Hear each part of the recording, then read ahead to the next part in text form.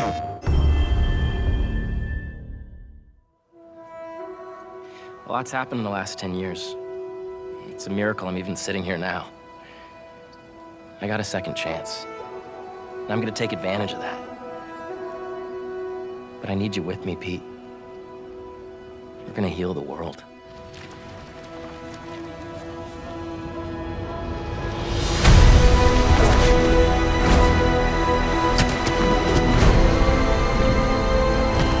Hey guys, this is my best friend Harry. Hey, good to meet you. New job, huh? Still gonna have time for tutoring? We'll figure it out.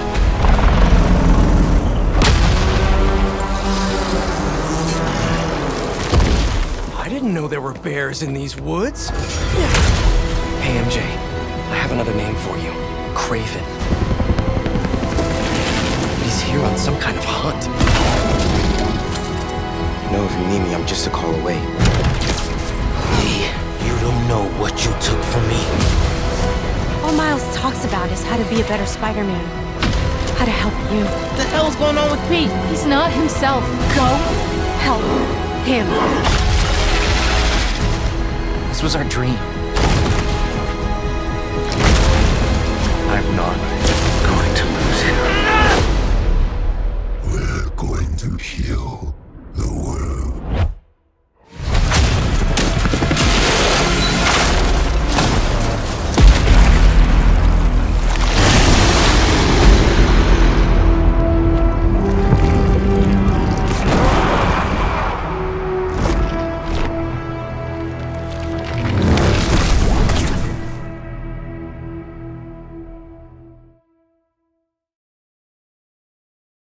PlayStation.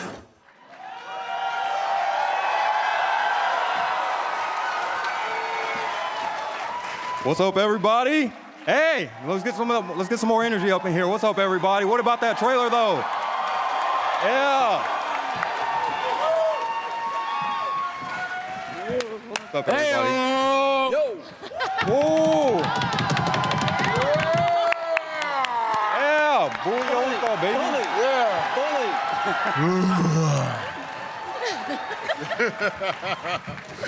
All right, Bully. Gotta sit down now. All right.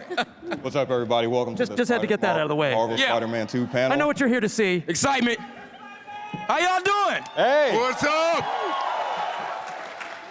All right, guys. Well, welcome to the Spider-Man 2 panel. We are so excited to be here. My name is Dorian Parks. I am the owner and founder of an organization called Geeks of Color. We love promoting diversity and inclusion from outlets. So, enough about me, though. Like, I've been coming here for about past 10 years or so, waiting in the Hall H line, so it feels pretty surreal to be right here right now, man. Like, I love Spider-Man, love Miles, so these characters have been so close to my heart, so just can't wait to just talk more about Spider-Man. So, that being said, enough about me. Let's jump into this amazing panel that we have here. First, we have Senior Creative Director Bryan Intihar.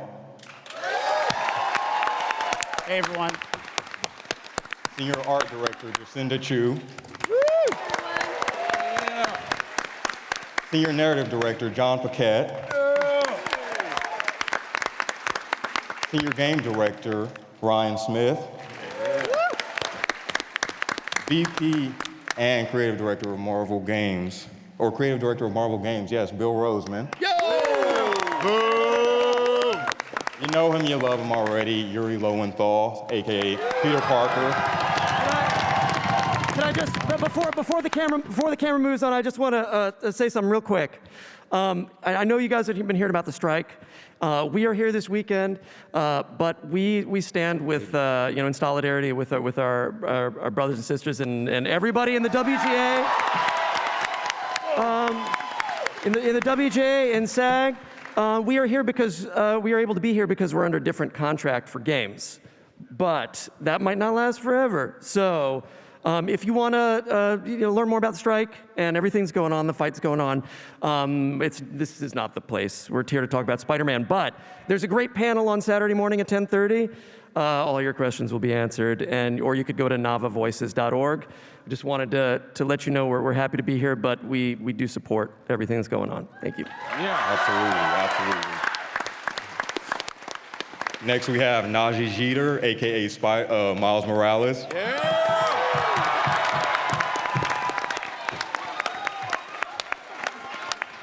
the lovely and talented Laura Bailey, AKA Mary Jane.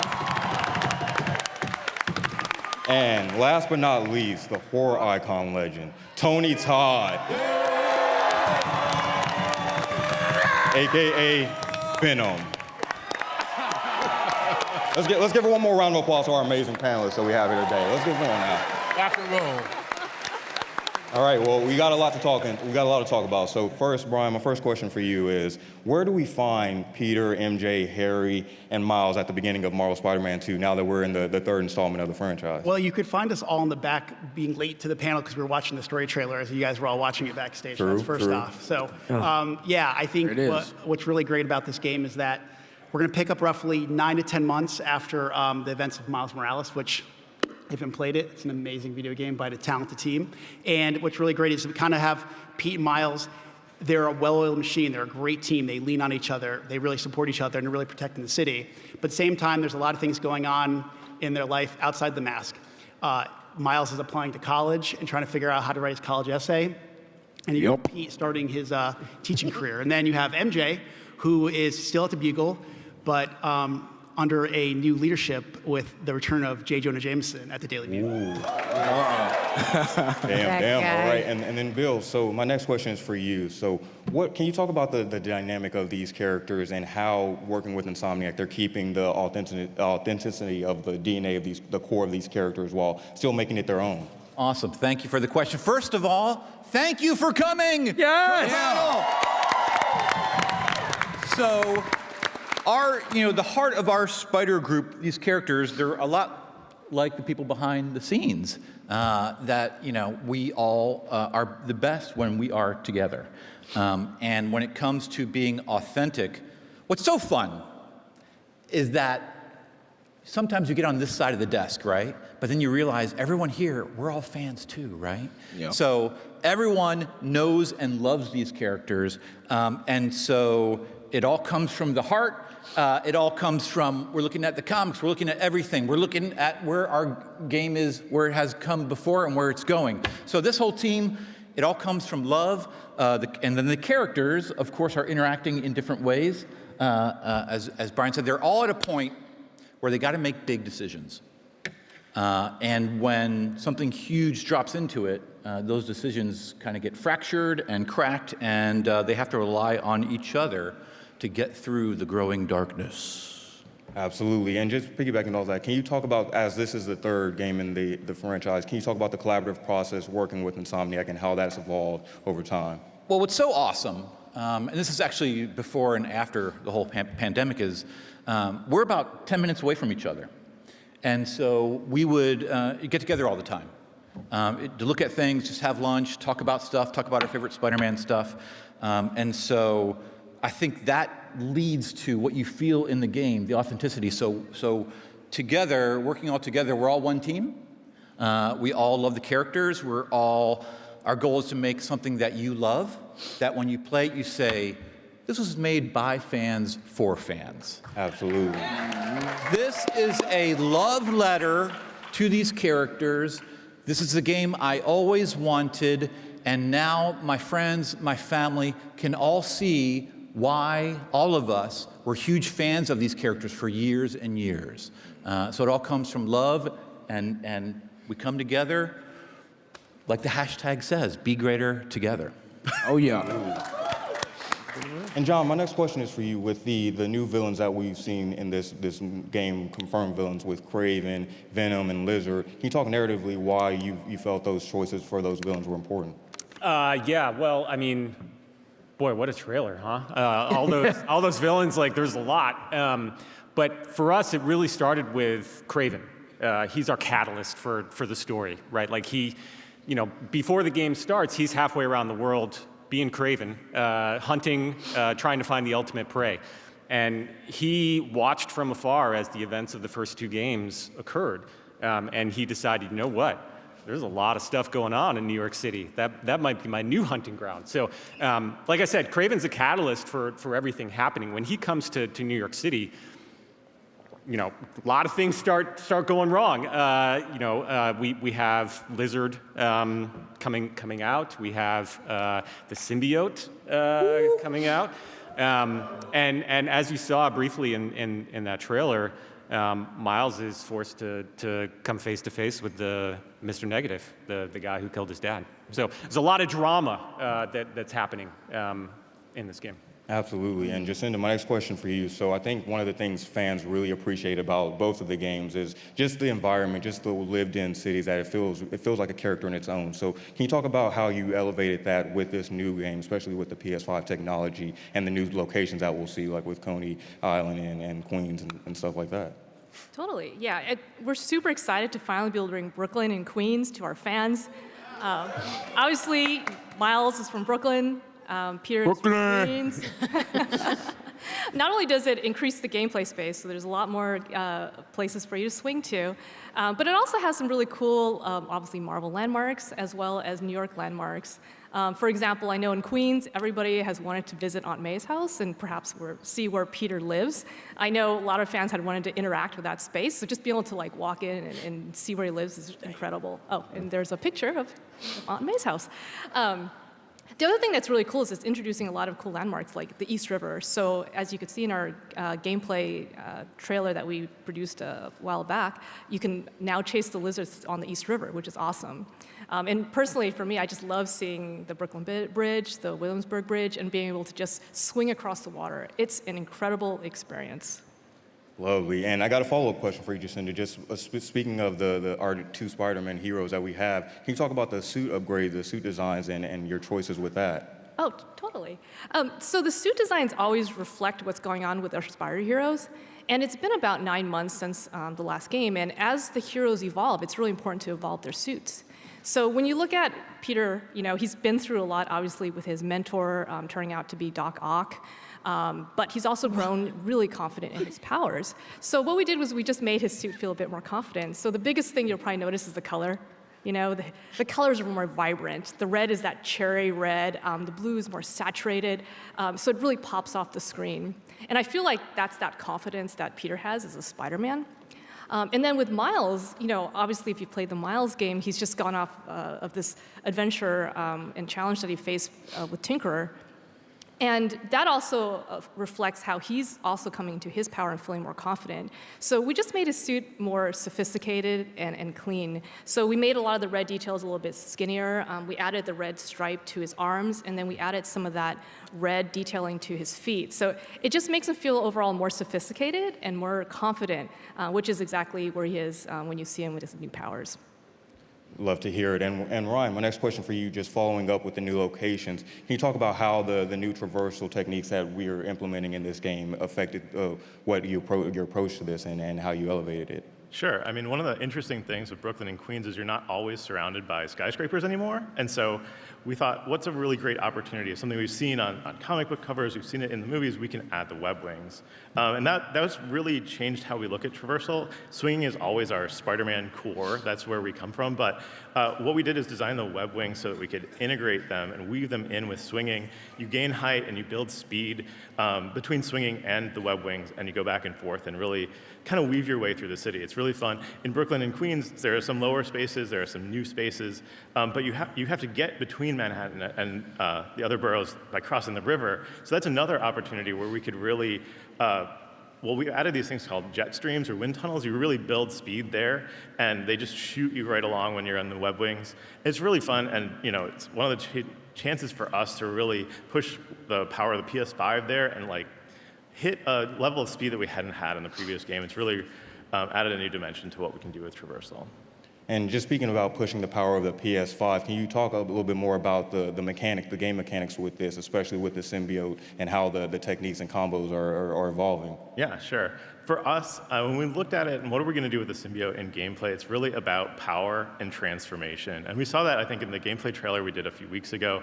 When Peter does his special symbiote moves, there's a really big shift to what he does. And sometimes he applies power to just one single enemy, sticks him to the wall or something like that. Sometimes he really changes shape to travel across the space and launch people in the air. So I think it's about that power and transformation that we can get from the symbiote, and then we can bring it to life with the PS5. And just speaking about symbiote, Bryan, I'm coming back to you. Can you talk about how the symbiote evolves and is an important part of the narrative and the overall story of this game? Yeah, I mean, it's it drives a lot. I mean, Bill was talking about how we worked so close together. I remember being in that office when we were talking about what our kind of post-game scenes were going to be. We knew right away, well, we're going to have Miles getting the spider powers, but we talked about, well, what do we want to do with the second one, Spider-Man 2? And we said, well, what about the symbiote? And we knew we were going to make that decision. It was like, we're going all in, we have to go all in. And so it really drives, you saw, as Ryan was explaining about the gameplay, but in terms of Peter's story, how that involves, his best friend Harry, how it affects those around him, and how he changes, throughout the game and his relationship. So it's just, it really, back when we released the first game, I said, people asked, why isn't the black suit? Why isn't the black suit in the game? I said, if we're gonna ever do that suit, it deserves its own game. And that's what you're gonna see in Spider-Man 2. What we deserve. It deserves its own storyline. Yes, it does. Yes. Speaking of symbiote, I'm passing it to you, Yuri. How can you speak to how the symbiote has affected Peter? I don't want to get you in trouble if you spoil anything, but right. I mean, the cool thing is I can say anything I want on this panel and then just blame it on the symbiote later. Yeah, I don't know what the big deal is. I think the symbiote makes Peter a better Spider-Man. Come on, guys. Don't you think this is? Yeah, I mean, he is definitely, taken with that power, and very little responsibility, actually, as it goes. But it's a back and forth for him. It's a lot of power for him to deal with, and on one hand, it's great, and on the other hand, it's hard because people get hurt. Yeah, and can you speak to how it affects the people in his life, the relationships in his life, like with Miles and MJ? Yeah, well, when something becomes more important to you than the people in your life, relationships break. They falter, and if the strength of that thing is so powerful that you don't just yell at somebody and they're like, oh, I'm sorry, I was having a bad day, then it takes a lot more to come back. So, it gets complicated for Pete and the people around him. Oh yeah. Well, we can't wait to see how it affects him throughout the game. So my next question for you, though, not Miles, Najji, aka Miles. He's Miles. Let's be honest. He's Miles. Come on, Miles. You are. What's going on? So we see Mr. Negative in this trailer. So can you just briefly talk a little bit about how he's still coping with the effects of his game and dealing with the loss of his father? Man, well, y'all seen Miles' trajectory, and just with everything that he's been through with his family and his friends and just getting into this new world that he's, being introduced to. But he's now owning this power. But, coming back to Martin Lee, man, that was something big. I didn't think that we would revisit that because we had a lot of emotions on set. Yeah. Yeah, man, I was raised by a single mom, so, I don't have my dad in my life. So that was a kind of a boom right there. So we kept it right there, but we delivered some great things for y'all. And you kind of touched on it, but can you elaborate a little bit more on how Miles is really coming into his own, especially after his game? Like he's no longer looking at Peter as his apprentice, but more of an equal now with his powers and his abilities. Yes, this is still big bro. This is still big bro. All right, show me the ropes. Miles would not be anywhere without Pete. So y'all know that. But man, it was great. I still look up to Pete. So it's still an ongoing. We learn the physicality, but then you got to learn, just the mannerisms and getting into that manhood of carrying on that power with that responsibility. Love to hear it. And my last question, because we touched on it as well, but his powers and his abilities, how is he really, we see them evolving, and we see him, he has a couple new abilities, so how is he really coming into his own with that, with his abilities? Oh, we got some stuff coming for y'all. We got some stuff coming for y'all. Y'all get ready. October 20th, you're gonna be surprised, you're gonna be shocked, you're gonna be on your feet, you're gonna be screaming, you're gonna be crying, you're gonna be laughing. So y'all get ready, man. We got some powerful stuff coming for y'all. I apologize to employers everywhere because I hear a lot of people going, I've already booked, time off from work, on October 20th for like 3 days. I'm like, all right. Well, we love to hear that. So I'm passing it to you, Miss Lovely Laura Bailey. We have MJ in the house. So can you talk about what are her ambitions in this game and how her storyline has evolved from when we last saw her? Well, oh, look at her. Isn't she just lovely? Yeah, I think she's coming to her own a lot more. I think she's understanding who she is as a reporter and as a writer a lot more. She spent a lot of time away from Peter in Symkaria. And am I allowed to say this? She's writing. And their relationship is more comfortable now. They've been together. She understands what he's doing. And it's interesting to get to see how everything that he's going through affects her perception of that God. I see you trying not to get in trouble. I respect it. I respect it. And can you elaborate a little bit about? It seems now it's more of a team dynamic with Peter, with Miles, and with MJ. So can you elaborate a little bit more on that and how that dynamic works now? Yeah, I mean, she asked for a role to be more present in his work previously, and now we get to see that she takes on that role a bit more, and she is very comfortable, obviously, with Miles and everything as well, and they work really well together, the three of them. And it's hard to talk about without giving things away, isn't it? Yeah. Yeah. So many surprises. Oh man. I think it's just, there's a reason why we wanted Yuri, Laura, and Nadji all here, because they are a team. They are, they complement each other really well, not just what's going on in the superhero world, but what's happening in their lives. And I think that's why, even when we're shooting our scenes, we're all kind of working together as a team and figuring out how do we put this game together. And I know we couldn't be working with better people. Like, I love these people. They're awesome. So I love you too, man. We love you more, bro. They're the best. Come on, man. Every day that we got to shoot, and it was all three of us, oh, God, it was just so much fun on set, you guys. It was just... Yeah, people talk about chemistry, and there's something magical that happens when these three get together. The air changes. It's really... Any behind the scenes BTS funny moments? It's God sent, It's Well, I even think about when we cast everybody originally. Go back real quick. I know we're talking about Spider-Man 2, but I remember, when we brought Nadji in for Miles, Yuri was already cast, and we did two scenes when the moment at the funeral when Pete goes up to Miles, and then also the part where Miles reveals his power to Pete for the first time. And we just knew right there. And I remember Laura coming in for MJ, and we had like 3 scenes we were gonna do. And I remember they were walking together, and they said 2 lines, and I said, that's it, we're casting her. So I just think that we knew we had such a great group. And then we would always say every day on stage, we would say just like, what do you want to do? Where do you want to take it? And I think, they made the game better than we ever could imagine it could be. So I thank them for that. The powerful love you, Bryan. Well, we love the powerful trio. We love Spider-Man. We love Miles Morales as Spider-Man, and we love Mary Jane. But there's somebody else that we can't forget about on this panel. Uh-oh. That is the Venom of the Venom of all.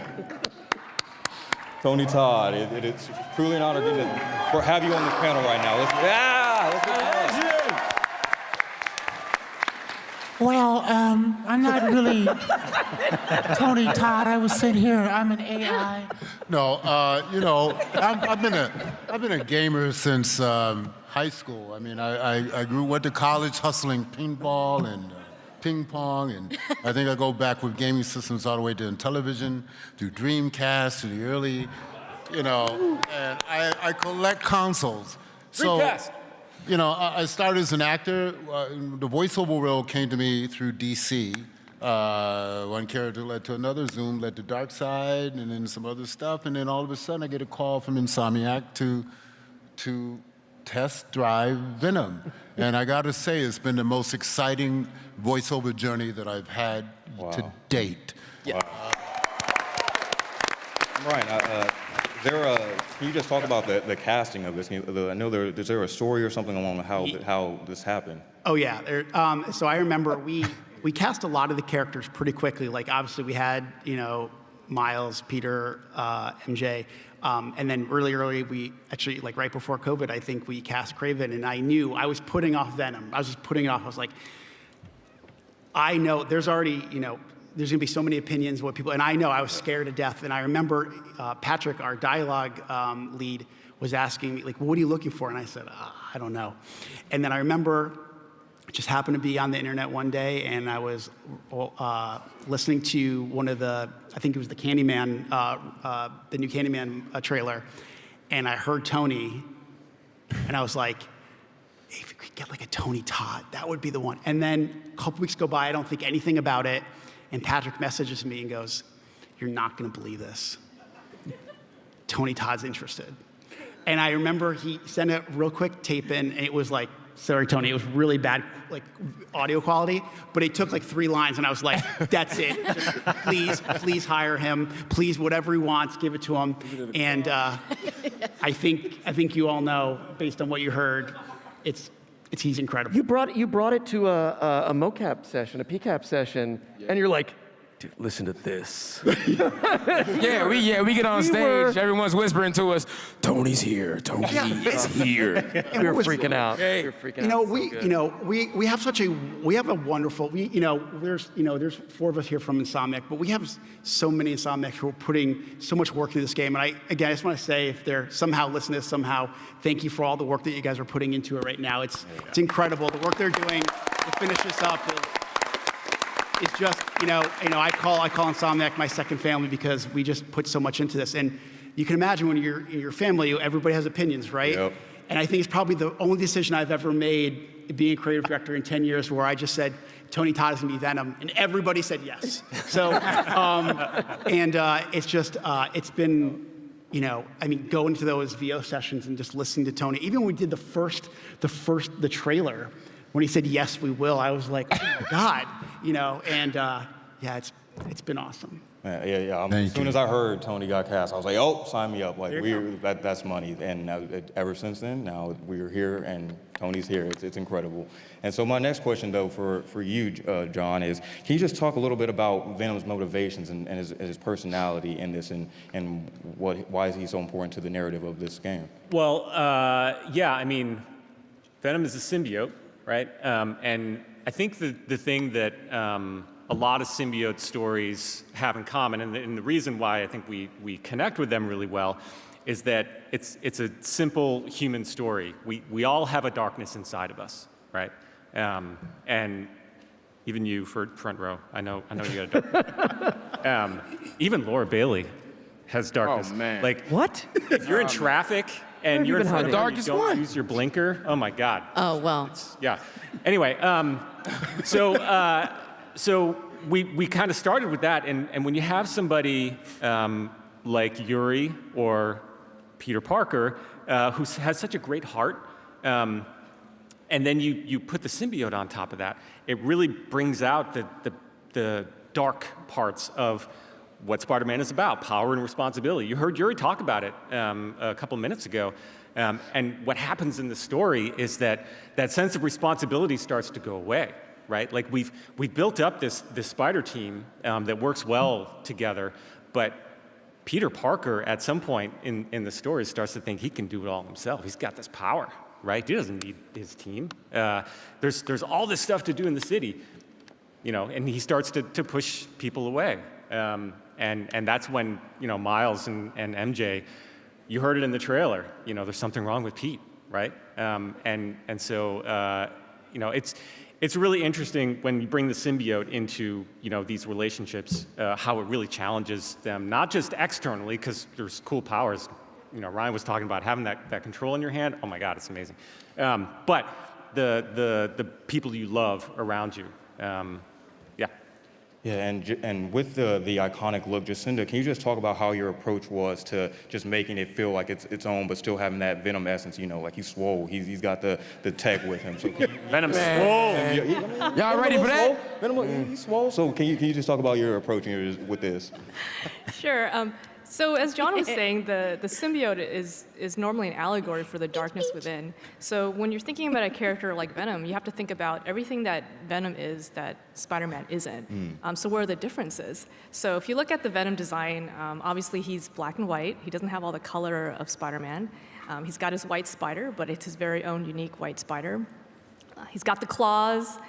He's got the big body that's much bigger than Spider-Man. And then he's got a mouthful of teeth. And this is a funny distinction if you think about Spider-Man, because the only way Spider-Man can express himself is through his eyes, his quips. and his actions, but Venom actually has a mouth. So that introduces a whole new thing to this design.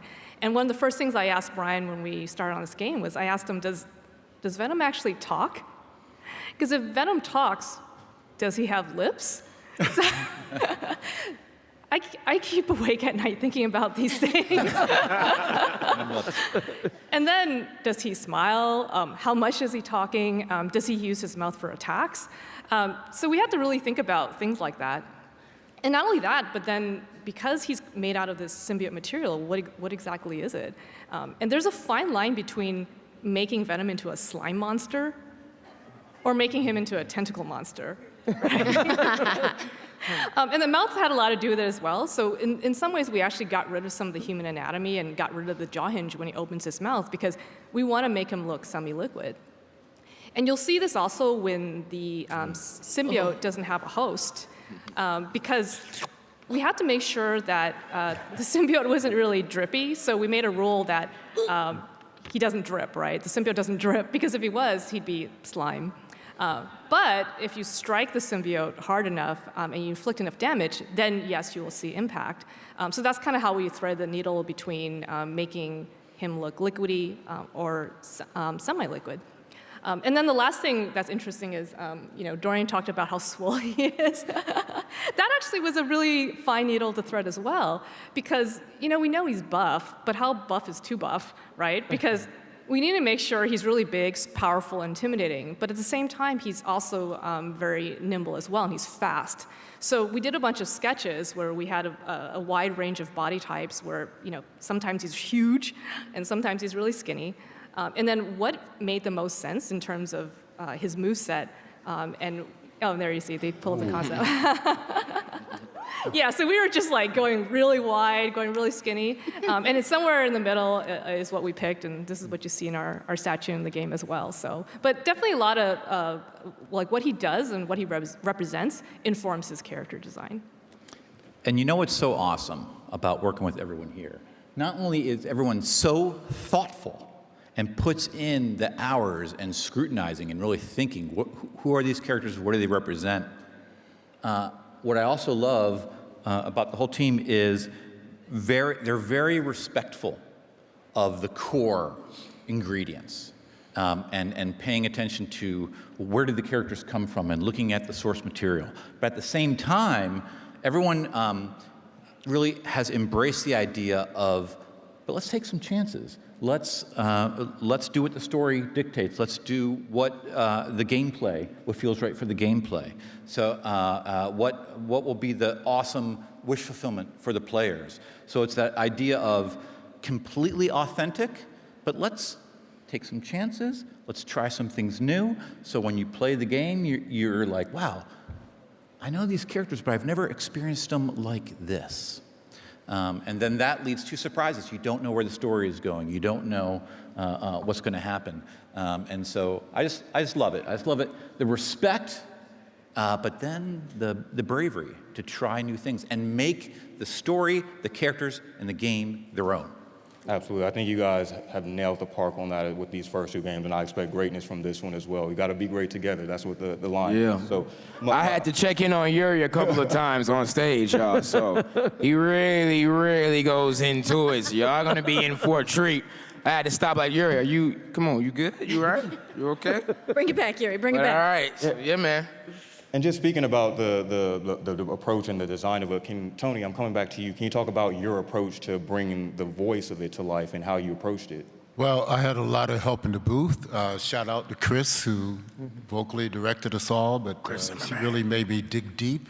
On the surface, I could come up with it, but we wanted to make, even though he's a symbiote, I needed to make him human first, if that makes any sense. I mean, he had to be relatable, and he had to have an objective, and follow that through. I mean, I come from the theater, so I have a master's in theater, so I take every job, whether it's voiceover, TV, film, as a well-made script, and we just went with the flow. For me, Venom was fun to do, and I wanted to make sure that there was a joyous quality in his destruction, You know, he's only here on Earth for a little bit, and he's going to move on somewhere else. So I wanted to make sure that he left an impact of joy and tenacity and deliciousness. I'm glad it was fun for you because it scared the hell out of us. Always fun for me. Yeah, it'd be funny when we were in the recording booth because we would record separately when we were doing gamelay dialogue, and every once in a while, Tony, you would come and play in our headphones before a line, and it was like, oh god, I wouldn't expect it, and it was terrifying. And Tony, coming back to you again, not trying to breaking the mics and stuff. Can you break the mic. Coming back to you though, can you just briefly talk about Laura kind of touched on this, the collaborative process with the other cast members and really finding your voice within this game? Well, just like Laura said that my voice was in her ear, their voice was in my ear every time I recorded. And I had a lot of recording sessions. So we did like, I think the sessions were 4 hours at a time. I won't tell you how many there were, but it was I live in another part of LA, and I had to drive all the way to Burbank to lay it down. But it was never a moment, oh God, I gotta go in. It was like, oh God, I'm so excited to be able to craft this character and to be a part of the whole Spider-Man family and the Insomniac team and PlayStation. I am overjoyed. Sometimes I talk too much, but I've learned my lesson. I was working on another game, and anyway, we're here now, and I can't wait to see the joy and excitement of everybody in this team and this fantastic franchise. Absolutely.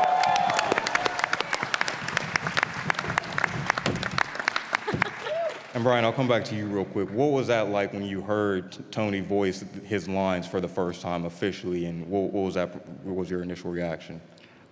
Well, first relief, because I was like, okay, we made the right choice for sure. And I think then just general excitement. And I think Tony is so talented that, you know, sometimes depending on, you know, we have so many different characters or so many different actors, you know, sometimes we're, you know, depending on what the role calls for, are we going to, you know, adjust the way that they do the line, and you just let Tony be Tony and you get magic. And it's just, I mean, he mentioned Chris Zimmerman, our voice director, who has been with us since day one on the Spider-Man franchise, and she just does an amazing job helping.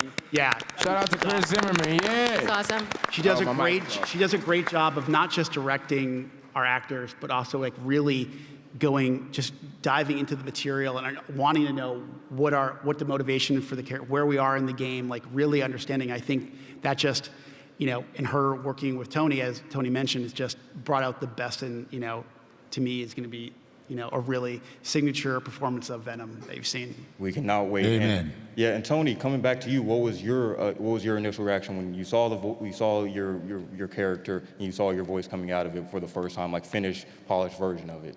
Well, you know, I grew up an only kid, so I'm a nerd at heart. I played Monopoly by myself. I did road racing, slot cars by myself, and I won.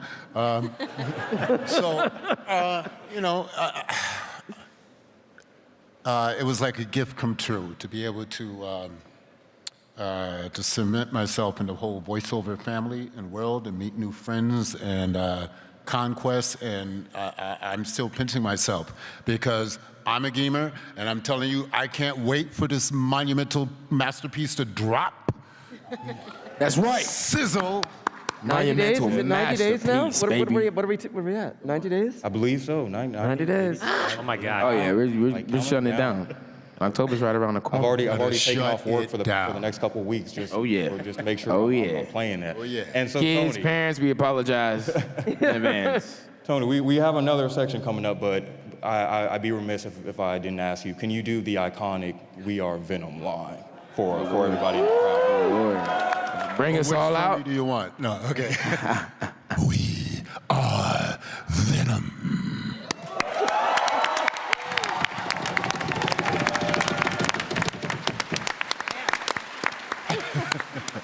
All right, well, I think we got some special surprises coming up for you guys. I think the next thing we want to talk about is the collector's edition statue that we have here on this table right here. So Bryan, I don't know. I already told him I'm taking it home, so you cannot have it. But Bryan, You're gonna have to fight me for it. It's a list. coming to you first, can you just talk about what this showcases and how it, gives a little hint to the game itself? I think it really represents what this game is about. I've said in previous interviews, I've talked about, it's called Spider-Man 2 for a reason, because we have two iconic characters in this great piece of art, but also it's going to take two Spider-Men to take on something so powerful, something that they've never been able, there's nothing come their way. I mean, if you look at, whether it's Doc Ock in the first game and then Tinker in Miles Morales, like Venom is literally a whole different beast. Yeah. And I think that, it kind of represents what this game is about, and just the hopefully the epicness, that we're gonna hopefully, we want to deliver. And I look at this and I'm really, really proud, just like I am about the game that we're making. So yeah, that is really beautiful, guys. Like, I can see you, I'm like 2 feet away from it. I'm taking this home after this. Security's gonna try to stop me, but it's all good. But Jacinda, I'm coming to you though. Can you just talk about the design of this and your approach to that? Right, and we've talked about this again and again, but a lot of this game is really about the characters fighting darkness, right? Darkness perhaps within, darkness without. So it was really important when we were doing the statue that you may not know what the outcome of this fight's gonna be. So it was really important that Venom looks powerful, and both of the Spider-Men look powerful, and they're engaging each other, and you don't know who's gonna win. And I think that's a big part of the success of this statue. That and the fact that it's gymongous. When I got the sample sent to me, the box was so big, I was shocked to unbox it. So I can't wait to get this in the hands of fans as well. So. And this is available for pre-order on PS Direct, and if you are not in the U.S., you can check your local retailers and local stores. With that being said, I'm Bryan. Why are you putting on gloves right now? Like that's. Oh, these? Yeah. What is that for? Well, like, Dorian, I think we should play the video first. I think we should play the video. Let's go ahead and play that video real quick.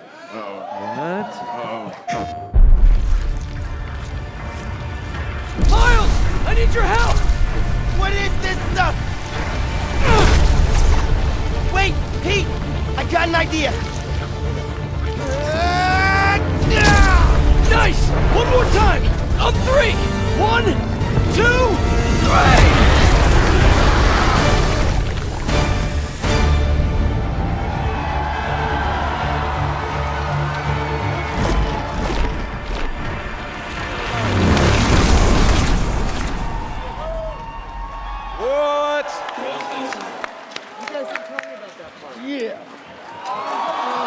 The beautiful Spider-Man 2 PlayStation 5. Oh my God. Wow. I didn't know about that. I didn't know. They didn't show me that before we came out here today. They did not. Now I have to get secret secrets, you guys. They knew what they were doing. Wow. All right. Well, there we go. Like Marvel, so they keep everything so tight-lipped. I found out about this 5 minutes before we came out here. That's how serious they are. So, Bryan, can you speak to this epic, amazing, beautifuln's right here? This has been one of the biggest secrets throughout the entire development of the game, that we were going to have the console and the DualShock. I know we're pretty pumped. I mean, I think, we talk about the symbiote playing a big role. Obviously, it plays a big role here in the design of the console, and we thank PlayStation for going above and beyond with the design of it. I know Jacinda worked really closely with everybody on the design of it, and I'm pretty pumped, man. I'm starstruck right now. I mean, that's why I have to wear the gloves. I can't, you can't touch it. Right. And Jacinda, can you just elaborate on the design elements of this and this how beautiful it is? Like, what's up with that now? What is up with this? just like the statue, the theme of the console is basically the symbiote takeover. So again, we left a bit of red on the console and on the controller because the question is, who's going to win? Will the darkness win or will the light win? And again, it's up in the air. And this Why is there so much symbiote on there, Jacinda? Why is there so much symbiote on there? Play the game and find out.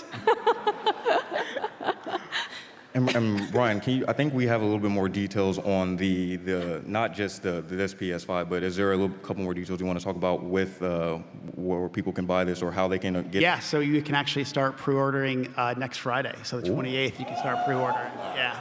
So I know I'll be pre-ordering.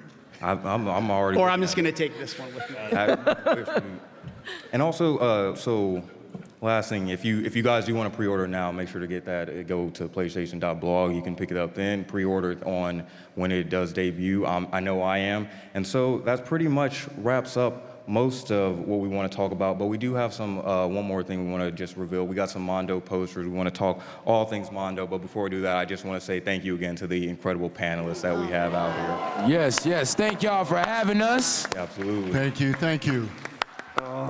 So we got that beautiful Mondo poster. Yeah. So if you do want to pick that up, if you want to throw that back on the screen real quick, if you want to throw it up on there. If you do want to pick that up, you can go to the Marvel booth for an opportunity to pick it up. They're there now, and then you can also have a chance to have all the incredible panelists up here sign it. So if you want to head over to, it's something serious. So if you want to go get that, make sure right after this panel, head over to the Marvel booth. It's happening. Able to pick it up, but with that being said, Hey, how about for Dorian doing a great job with this panel? How about that?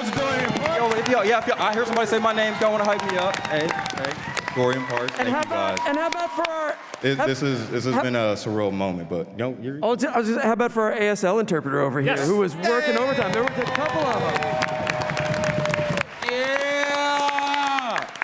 Yeah. Absolutely. Love that. Love that over there. It's so incredible, but I'm just honored. Yeah, I've said at the beginning, like your boy's been a Spidey fan all his life. I've grown up with this franchise, grown up with these comic books, grown up with these characters, and to be out here talking to so many great fans that love the game just as much as me, it's a surreal moment. So it's not. I don't want to. I'm up here getting emotional like Uncle Ben just died or something, but like it's a real cool moment. But with that being said, let's get back to the Mondo poster. So you can pick those up. I'm trying to keep it on schedule, trying to keep everything flowing. But you can, it's another Mondo collaboration we also do have is the vinyl soundtrack of the game with the amazing score from composer Jon Paquette. I'm messing up his name, but you can also get that vinyl as well. So it's pretty cool. But Marvel's Spider-Man 2 arrives early on October 20th. So make sure to pick that up if you haven't already pre-ordered. Make sure to get pre-order. Make sure to go support this game. But all in all, with that being said, I want to say thank you again to this incredible panel. Thank you guys so much for all your hard work. And also, before we go, follow us on all social media so y'all see any new platforms and any new things coming up, because we'll be traveling around until October, all right? So follow our Instagrams. Mine is NAJJITO. Gotta get that plug. And our names. Yeah, Yuri. Why you gotta be so weird with your? I don't know. My family calls me that. It's a family name. I don't know. They got rag on my family, man. No. See, it's the symbiote. I love weird people. The symbiote is coming out. I told you. He doesn't leave. I can do anything I want now. Y'all better get ready, man, because it's gonna be crazy October 20th. Bro, Guys, I can't even imagine. We're greater together. Buddy. Bryan, we have a little bit more time. Can you talk about the chaos you have to deal with between Yuri and Nadji throughout this whole process real quick? I mean, it's hard to get mad at them. It really is. I mean, I think because,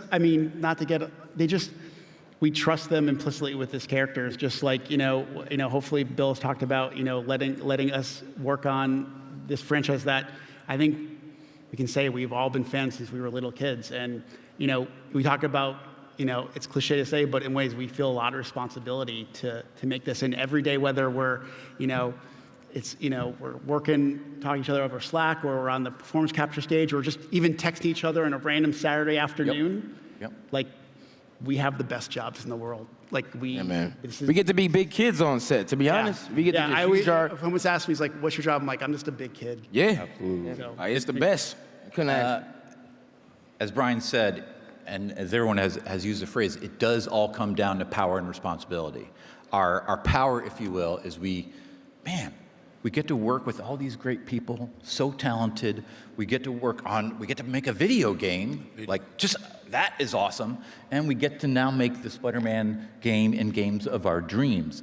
So the power is, wow, we have these great characters, these amazing creators to work with, and our responsibility, all of us, is make something awesome. That's right. Yep. That's right. Y'all get ready. Well, I think that we pretty much wrapped up everything. We hit everything on the head. Like, anybody else got any last minute things they want to throw out here before we wrap up this panel? Anything else? I just want to say thank you for all the amazing support. Every tweet, every note we get, we read them all, and we really appreciate it. And we're working really hard for the next couple months to finish this and deliver the game that you all are hoping for. So just thank you again. Yes, thank y'all, man. Yeah, you gotta give a shout out to the Insomniac community team, because the way I see, because I'm one of them, I see the fans out there. I see how y'all hit them up for new news or anything. Like y'all been bullying them a little bit, but respectfully bullying, because I see the passion as well. So gotta shout out to the Insomniac community team, because that's a tough job. But anybody else got anything to say before we wrap this up? Yuri, you look like you got something to say. There's only room for one bully on this stage. Oh. No, I already did it. All right, that's why I got it out of the way. Listen. I've been wanting to say, we got Bully Lowenthal. Like, I wanted to say that this whole time, so I had to shoot or shoot. So there we go, Bully. Nice to meet you, man. But yeah, all in all, that's it for this Comic-Con San Diego panel for Marvel Spider-Man 2. Without y'all, man. Thank you guys again for coming. Like, this is a monumental day. This is going to be biggest game of the year, biggest game of the century. I'm hyped for it. So thank you guys again. We have one more little trailer for you guys as we That's right. Don't leave this yet. You know how Marvel does. Come on now. Yeah, come on now. So get ready. Let's stay to the end of the credits. Yeah, come on. My bad. I should have teed that up for you guys before I said goodbye, but here we go. Hey, MJ, I have another name for you. Craven. He's here on some kind of hunt. You know, if you need me, I'm just a call away. What the hell's going on with Pete? He's not himself. This was our dream. We're going to heal